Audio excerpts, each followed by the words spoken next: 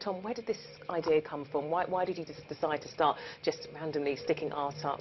Yep. Well, so Mark's been involved in art projects before and wanted to bring sort of more of murals and street art to Walthamstow. I live in Walthamstow, and at the time was looking for a studio in the area as well, because our studio in Hackney Wick is being redeveloped to flats.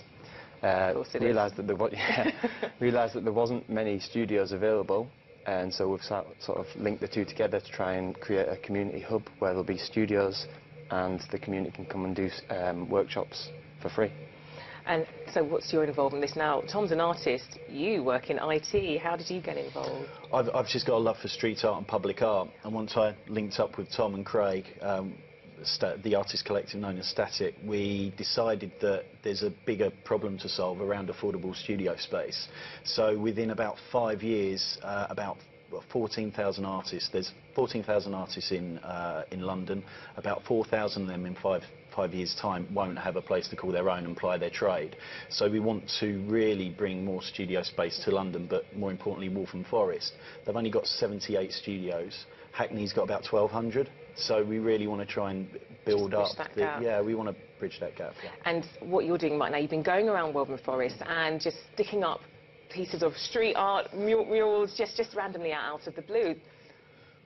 Yeah, well, we've been sort of taking walls that have been kind of uncared for and left to sort of look a bit sort of scruffy in the area, and we've approached the owners and basically offered to do murals on the side of the houses or shops and things.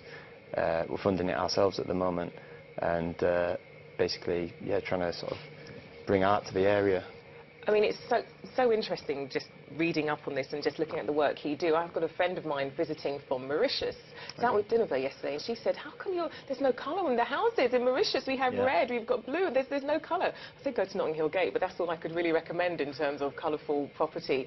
And this is what you guys are literally just trying to bring to the community, and then going into schools as well. Yeah, so we've started doing workshops with local schools, also in Hackney. We've got another workshop planned for the Thomas Gamuel School in Boundary Road in Walthamstow.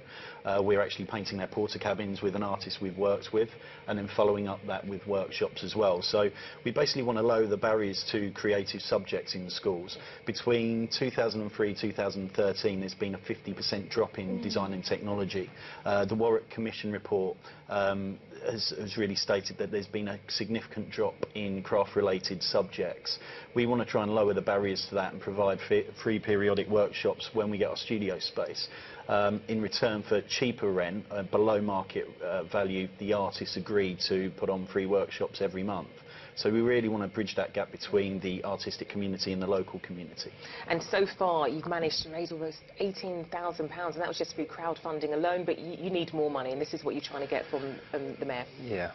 So yeah, we're crowdfunding through the civic crowdfunding platform Space Hive. We've raised just now over £19,000. We're now looking for a £20,000 grant from the Mayor of London High Street Fund. We should hear back in August around that. So if we can reach that target, we've costed up, we'll be able to accommodate about 13 studio spaces. Well, let us know indeed what the response is. I mean, you don't have any idea at